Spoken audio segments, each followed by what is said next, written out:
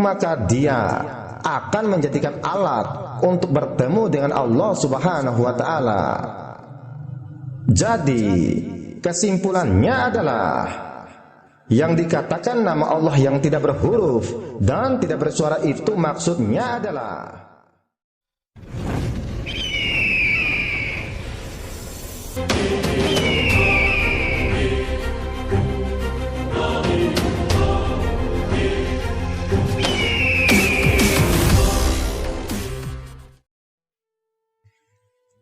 Bismillahirrahmanirrahim. Assalamualaikum warahmatullahi wabarakatuh. Pada kesempatan kali ini aku ingin memberikan penjelasan mengenai nama Allah yang ke-100 atau nama Allah yang tidak berhuruf dan tidak bersuara, sekaligus mau memberitahu di manakah tempat dan letaknya nama Allah yang ke-100 itu, dan apakah sebenarnya nama Allah yang ke-100 tersebut. Sebab sudah banyak orang yang mencari nama Allah yang ke-100 ini, karena nama yang satu ini banyak sekali keutamaan dan faidahnya yang didapatkan oleh orang yang mengamalkannya. Dari Abu Hurairah, Nabi Muhammad SAW bersabda, Allah memiliki 99 nama, 100 kurang 1. Barang siapa yang mengamalkannya, maka akan masuk surga. Hadis riwayat Bukhari dan Muslim. Dan manfaat yang lainnya adalah dikala ada seseorang berdoa dengan nama tersebut, maka akan dikabulkan. Kalau meminta akan diberikan, dan hanya dengan niat saja apa yang dibutuhkannya akan langsung terwujudkan. Perlu kalian ketahui, sebenarnya nama Allah itu bukan saja angka 1, 100, 1000, 3000, atau 5000. Sebenarnya nama Allah itu tidak terbilang. Seandainya 7 lautan dijadikan tinta dan ditambah lagi 7 lautan sekalipun, untuk menulis nama Allah itu tidaklah tertulis. Soal: lalu kenapa dikatakan nama yang ke-100 atau nama yang tidak berhuruf dan tidak bersuara?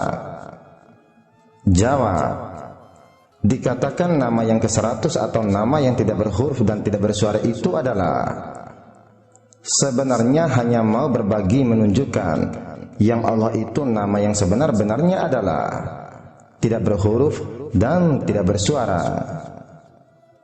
Dinamakannya satu nama Allah yang tersembunyi. Satu nama Allah yang tersembunyi itu bagi menggambarkan yang nama Allah itu sebenar-benarnya tidak berhuruf dan tidak bersuara. Maka dari itu, jika kalian mau mengetahui nama Allah yang ke-100 ini, silakan dengarkan video ini sampai selesai, agar kalian tidak gagal faham dan mendapatkan apa yang kalian cari. Soal: lalu bagaimanakah caranya kita mendapatkan nama Allah yang tersembunyi tersebut? Jawab: jika kita mau menemukan nama Allah yang tersembunyi itu, caranya adalah kita harus cari tahu dulu apakah arti perkataan nama dan dari manakah asal munculnya nama. Soal: lalu dari manakah asal munculnya nama? Jawab: nama itu lahir karena adanya sifat. Jika tidak ada sifat, maka nama tidak akan pernah ada. Sekali lagi aku ulangi, nama itu lahir karena adanya sifat. Jika tidak ada sifat, maka tidak akan ada sebutan nama. Soal: bagaimanakah contohnya? Jawab: contohnya sebagai berikut. Allah dipanggil atau disebut Ar-Rahman karena dia bersifat pengasih. Allah dipanggil Al-Wahhab karena dia bersifat memberi. Dan Allah dipanggil Al-Latif karena dia bersifat yang maha lemah lembut, dan seterusnya. Dan contoh lainnya lagi sebagai berikut. Seseorang itu akan dipanggil Ustadz, Kiai, Syekh atau Guru kalau dia adalah seorang pengajar agama. Orang itu akan disebut orang pintar apabila dia itu pandai. Dia akan disebut orang bodoh apabila orang itu tidak bisa apa-apa. Dan orang itu akan disebut orang buta apabila sifat matanya yang melihat sudah tidak ada. Dan orang itu akan disebut atau dipanggil orang tuli apabila sifat mendengarnya sudah tidak ada, dan seterusnya. Contoh lainnya lagi sebagai berikut. Bermula dari nama ruh. Tatkala ruh itu nasab bagi sekalian tubuh, nyawa namanya. Tatkala dia keluar masuk, napas namanya. Tatkala dia berkehendak, hati namanya. Tatkala dia percaya akan sesuatu, iman namanya. Dan tatkala dia dapat memperbuat sesuatu, akal namanya. Dan tatkala ruh berpisah dari jasad, mayat namanya. Jadi, benarlah, nama itu lahir karena adanya sifat. Jika kalian sudah faham dan mengerti tentang nama, sekarang kita akan memasuki langkah berikutnya, yaitu mencari tahu apakah itu arti perkataan tersembunyi dan perkataan tidak berhuruf dan tidak bersuara. Soal: apakah maksudnya perkataan tersembunyi? Jawab: maksud atau arti yang tersembunyi itu adalah bagi menggambarkan sesuatu yang tidak berhuruf dan tidak bersuara.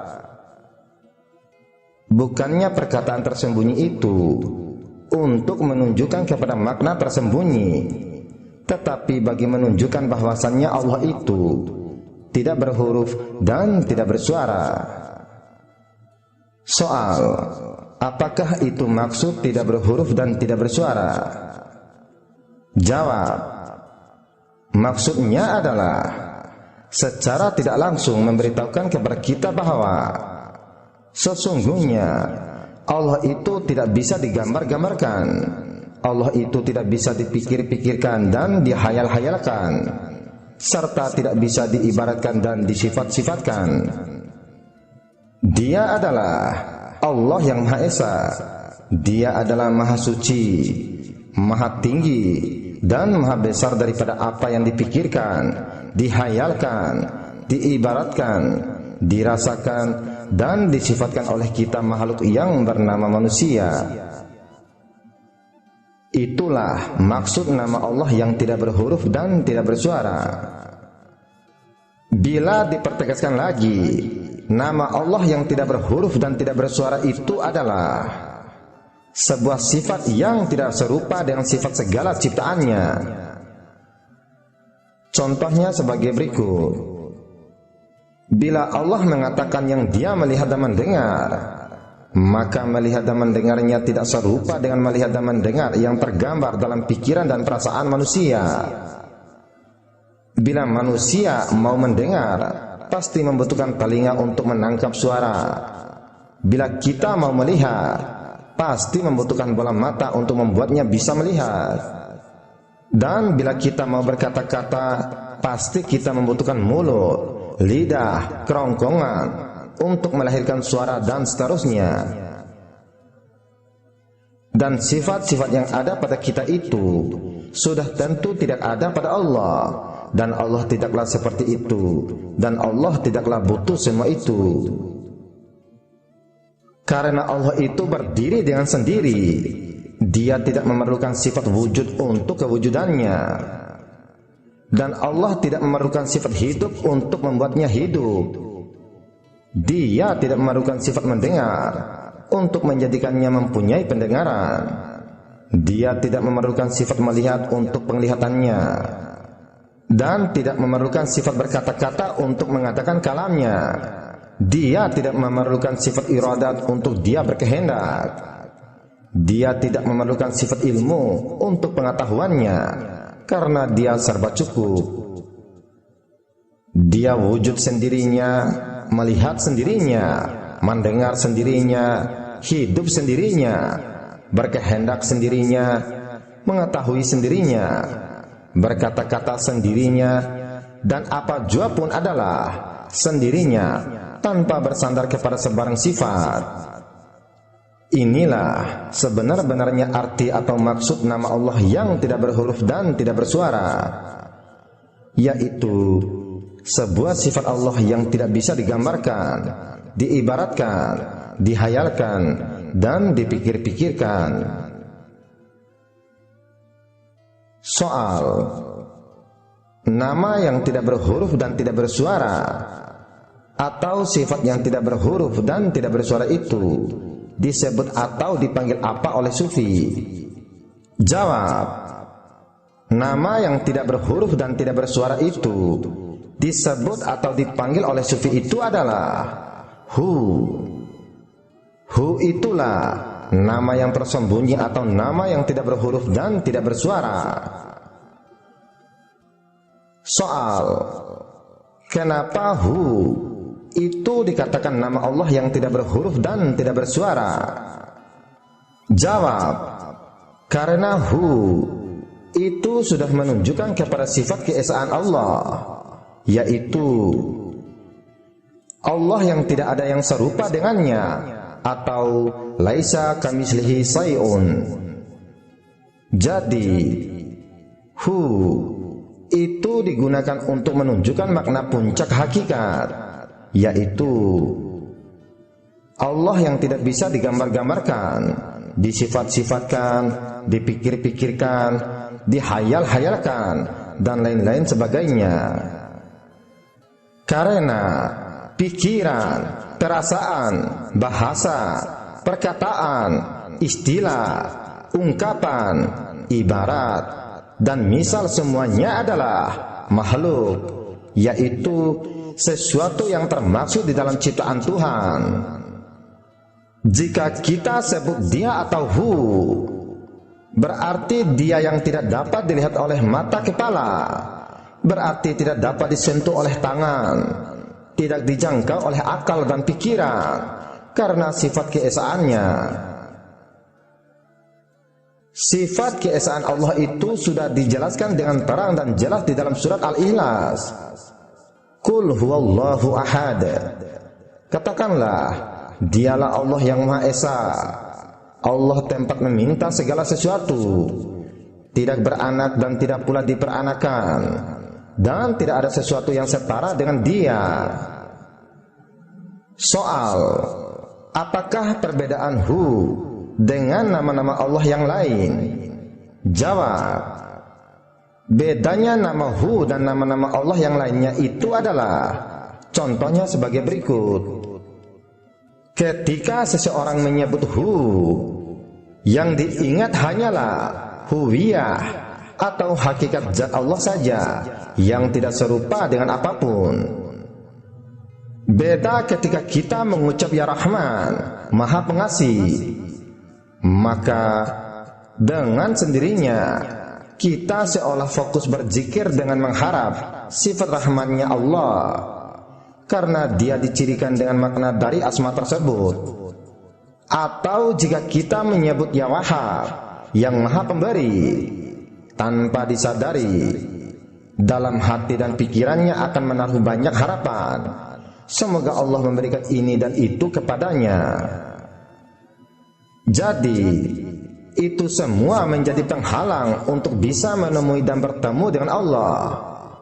Bukankah Allah itu Maha Suci? Jadi jika ingin bertemu dengannya, kita pun diwajibkan untuk suci dari sesuatu selain daripada Allah Subhanahu wa ta'ala.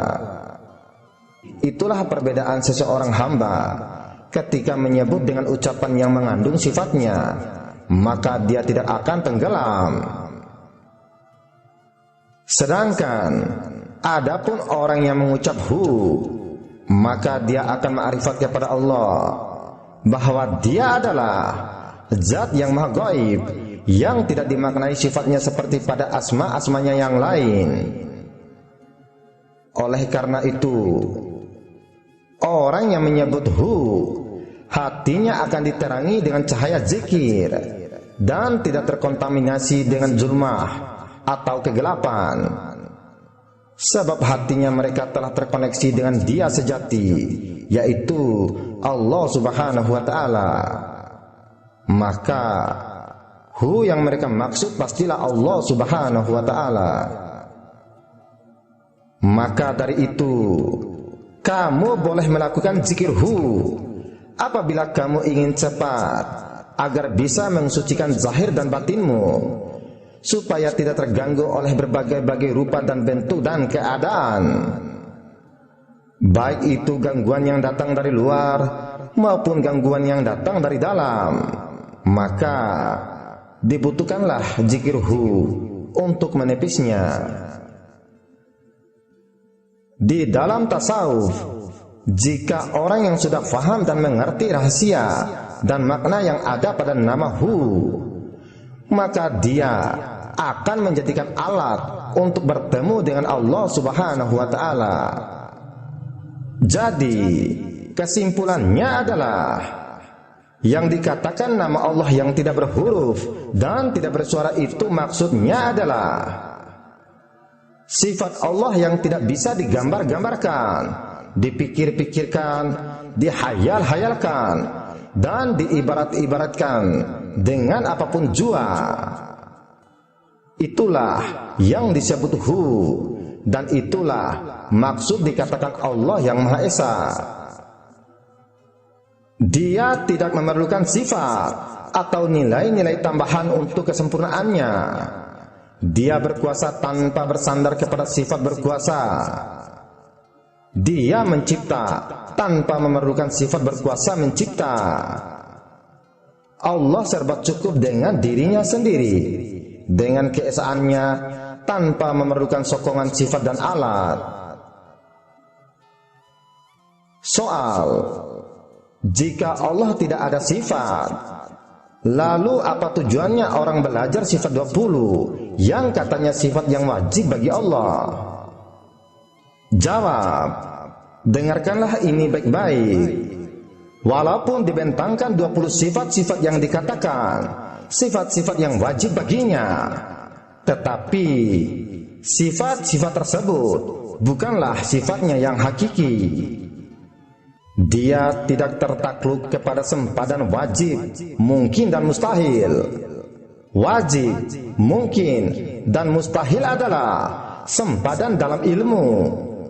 Ketahuilah olehmu, wahai fulan bin fulan, dan wahai fulan binti fulan, sifat-sifat yang 20 itu muncul apabila ilmu mencoba untuk memperkenalkannya. Perkenalan melalui ilmu itu hanyalah sekedar untuk menafikan sifat-sifat yang tidak layak baginya, bukan untuk menyatakan sifatnya yang hakiki. Sebab dia lebih suci, lebih mulia, dan lebih agung daripada apa yang dikatakan oleh ilmu, dan daripada apa yang diperkenalkan oleh ma'rifat. Tidak ada ilmu dan tidak ada ma'rifat yang berkongsi kedudukan dengan keesaannya. Soal, lalu apakah arti Maha Esa? Jawab, Maha Esa bermaksud tidak ada ilmu dan tidak ada ma'rifat yang mengetahui dan mengenalinya kecuali dirinya sendiri. Akal bukanlah alat untuk mengetahuinya, dan hati juga bukanlah alat untuk mengenalinya yang hakiki. Soal, lalu apakah fungsi akal dan hati itu? Jawab, akal dan hati adalah alat untuk beriman kepadanya dan mentaatinya. Bila akal dan hati sudah tunduk dengan segala kelemahan dan kerendahan, lalu menyerah kepadanya, barulah akal dan hati itu dikatakan Islam. Maka dari itu, jika ingin mendapatkan kemudahan untuk bisa mengenali Dia yang hakiki, silakan kalian amalkan doa sebagai berikut.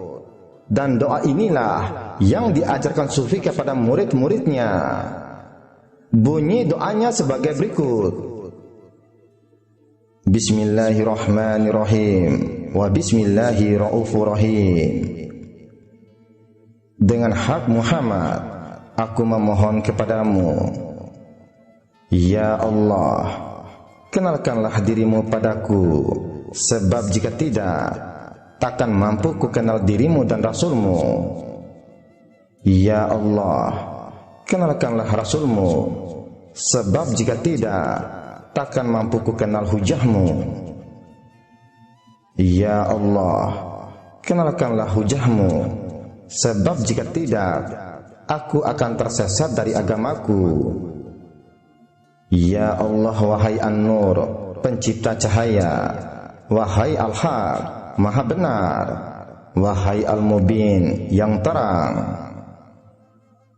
berilah aku pakaian sebagian dari nurmu, ajarilah aku sebagian dari ilmumu, berilah aku pemahaman darimu, perdengarkanlah aku darimu, berilah kami kemampuan untuk mengetahui denganmu, bangkitkanlah aku untuk menyaksikanmu, berilah aku pakaian takwa darimu, karena engkau maha kuasa atas segala sesuatu.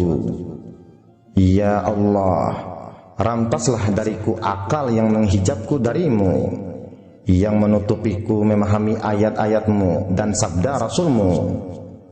Anugerahkanlah kepadaku akal yang kau istimewakan dengannya para nabimu, para rasulmu, dan para hambamu yang siddiq. Tunjukilah aku dengan cahayamu seperti petunjuk yang kau berikan kepada kalangan istimewa melalui kehendakmu. Luaskanlah cahaya itu untukku secara sempurna, yang dengannya engkau memberikan keistimewaan kepadaku lewat rahmatmu. Ya Allah, sampaikanlah salawat kepada Muhammad dan keluarganya, ilhamkan kepadaku ilmu tentang kewajibanku, gabungkan bagiku seluruh ilmu secara sempurna, gerakan aku untuk mengamalkan apa yang kau ilhamkan kepadaku, bimbinglah aku untuk melaksanakan pengetahuan yang telah kau tunjukkan, sehingga aku tidak kehilangan waktu untuk mengamalkan apa yang telah kau ajarkan kepadaku, dan anggota badanku tidak berat untuk melakukan apa yang telah kau ilhamkan kepadaku. Amin ya rabbal alamin. Dengan membaca doa ini, baik orang yang belajar ilmu ma'rifat atau tasawuf atau ilmu apapun yang sedang dia pelajari, maka dengan izin Allah akan Allah mudahkan kefahaman atasnya, dan Allah akan mudahkan perkenalannya, dan akan Allah bimbing dia sehingga dimudahkan mengamalkan ilmunya, serta akan mendapatkan kecerdasan dan mendapatkan anugerah kesempurnaan ilmu ma'rifat. Dan insya Allah apapun ilmu pengetahuan, kesabaran, keikhlasan, kearifan yang dikaruniakannya kepada para nabi-nabinya dan rasulnya dan kepada para walinya, itu pun akan dikaruniakannya kepada orang yang bersungguh-sungguh mengamalkan doa ini. Hayatilah, resapilah, agar makna dan isi dari kalimat-kalimat yang ada di dalam doa ini mengalir masuk ke dalam jiwa dan ragamu.